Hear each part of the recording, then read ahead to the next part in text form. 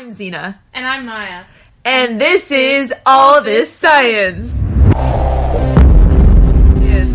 Hey Maja, I always hear that cigarettes are bad, but do they even affect the lungs? Well, Zena, according to the World Cancer Research, there's an estimated 14.1 million cancer cases in the world in 2012.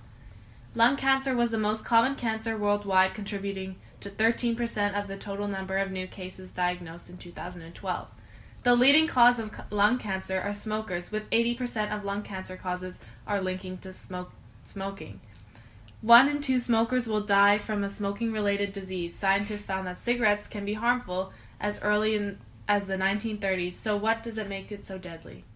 Cigarette smoking causes more than 480,000 deaths each year in the United States. This is nearly 1 in 5 deaths.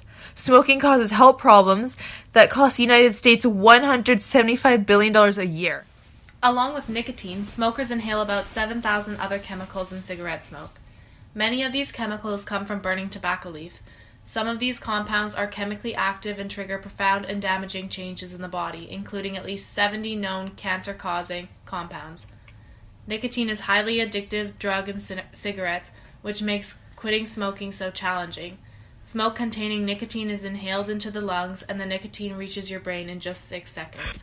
Overall, smoking is bad for your health. It increases your risk of heart disease, which is the leading cause of death in America, by 2 to 4 times, stroke by 2 to 4 times, and increases men developing lung cancer by 25 times and women developing cancer by 25.7 times. When you smoke, the toxins from cigarette smoke enter your blood. The toxins in your blood then make your blood thicker, increase chances of clot formation, increase your blood pressure and heart rate, making your heart work harder than normal, narrowing your arteries, reducing the amount of oxygen-rich blood circulating to your organs. Even though smoking causes harm to different areas of the body, it causes the most harm to your lungs. Damage to the respiratory system from cigarette smoking is slow, progressive, and deadly. When you inhale smoke, you're inhaling 7,000 chemicals into your bloodstream. Smoking can cause fatal diseases such as pneumonia, emphysema, and lung cancer. Speaking of that, Maja, what causes the smoker's cough? Well, Zena, in your lungs you have cilia, which are little hairs that line your airway. Cilia have a rhythmic waving or beating motion. They work to keep the airways clear of mucus and dirt, allowing us to breathe easily and without irritation. Cigarette smoking can cause ciliatosis, which is when the amount of cilia is reduced, so there are fewer cilia left to clean your lungs. With time, the cilia become paralyzed and eventually disappear altogether. 70% of tar remains in the lungs after inhaling smoke. The cilia in your lungs cannot filter out germs if they are coated with tar. Without those little hairs, your lungs have a harder time filtering out things such as cigarette smoke. The more you smoke, the more smoke gets into your lungs. This makes you more likely to form tumors in your lungs. As well, when the amount of cilia is reduced, your lungs and airway gather more mucus that is not cleaned out by the cilia. The mucus clogs your airways, which gives you a smoker's cough. Carbon monoxide binds itself to hemoglobin in the bloodstream and prevents itself from carrying enough oxygen around the body. This means that someone who smokes is likely to get out of breath and get tired more easily. So, Zena, do you know what the benefits of quitting are?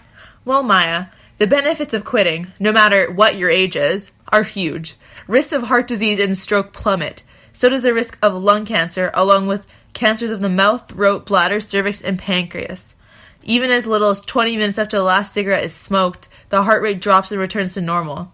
And as little as 1 day after quitting smoking, a person's blood pressure begins to drop, decreasing the risk of heart disease from smoking-induced high blood pressure. 3 days after quitting smoking, the nicotine levels in a person's body are depleted. In 1 month, a person's lung function begins to improve. After 10 years without smoking, a person's chances of developing lung cancer and dying from it are roughly cut in half compared to someone who continues to smoke.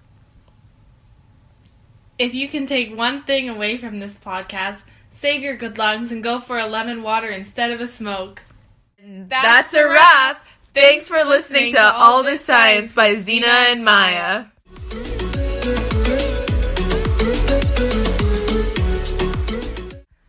Thanks for listening.